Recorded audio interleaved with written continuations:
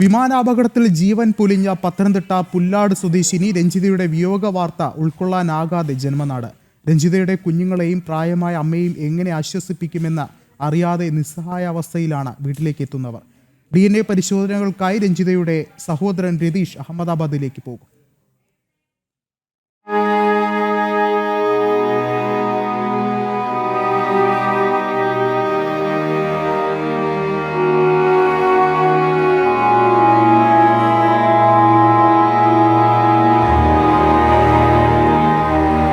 കണ്ണീരിലാണ് നാട്. രഞ്ജിതയുടെ മക്കൾ ഇന്ദുചൂടനും ഇതികയും ഈ വീട്ടിലുണ്ട്. കരച്ചിലടക്കാനാകാതെ പ്രായമായ അമ്മ. ഇവരെ എന്തു പറഞ്ഞ് എങ്ങനെ ആശ്വസിപ്പിക്കുമെന്നറിയില്ല ഇവിടേക്ക് എത്തുന്നവർക്കാർക്കും.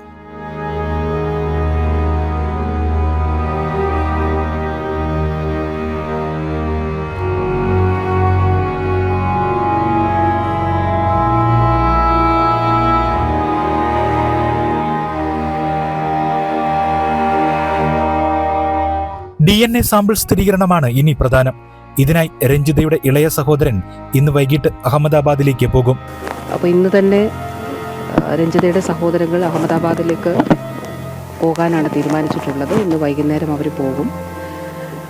അപ്പോൾ DNA സാമ്പിൾ എടുക്കുന്നത് ആവശ്യമെങ്കിൽ അതിനുള്ള ക്രമീകരണങ്ങൾ അവിടെ ചെയ്യുമെന്നുള്ളതാണ് അറിയിച്ചിട്ടുള്ളത്. അപ്പോൾ ഇന്ന് അവരവിടെ പോയി കഴിഞ്ഞതിന് ശേഷം മറ്റ് ഐഡൻറ്റിഫിക്കേഷൻ DNA സാമ്പിൾ എടുക്കണമെങ്കിൽ അതിനുള്ള ക്രമീകരണങ്ങൾ ഇത് ചെയ്യും.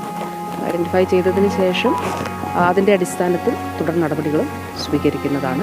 രാഷ്ട്രീയ, സാമൂഹ്യ, സാംസ്കാരിക മേഖലകളിലെ നിരവധി ആളുകൾ ഇന്നലെയും ഇന്നുമായി വീട്ടിലേക്ക് എത്തുന്നുണ്ട്. ഏറ്റവും വലിയ തീരാ ദുഃഖത്തിലാണ്. നമ്മൾക്ക് ഓർത്തെടുക്കാനോ വീണ്ടും കാണുവാനോ ഒട്ടും ആഗ്രഹിക്കാത്ത കാഴ്ചയായിരുന്നു അഹമ്മദാബാദിലെ ദുരന്തം. ഞാൻ തന്നെ പലപ്പോഴും യാത്ര ചെയ്തിട്ടുള്ള ഫ്ലൈറ്റാണ്.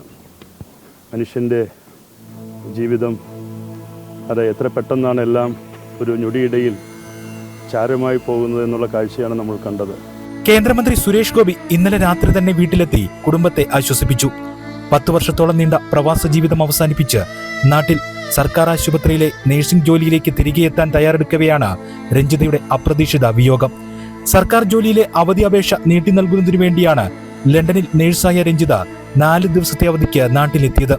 ഓണത്തിന് തിരികെ നാട്ടിലെത്താമെന്ന പ്രതീക്ഷയിലായിരുന്നു ഇത്തവണ വിമാനം കയറിയത്. ജനം, പത്തനംതിട്ട.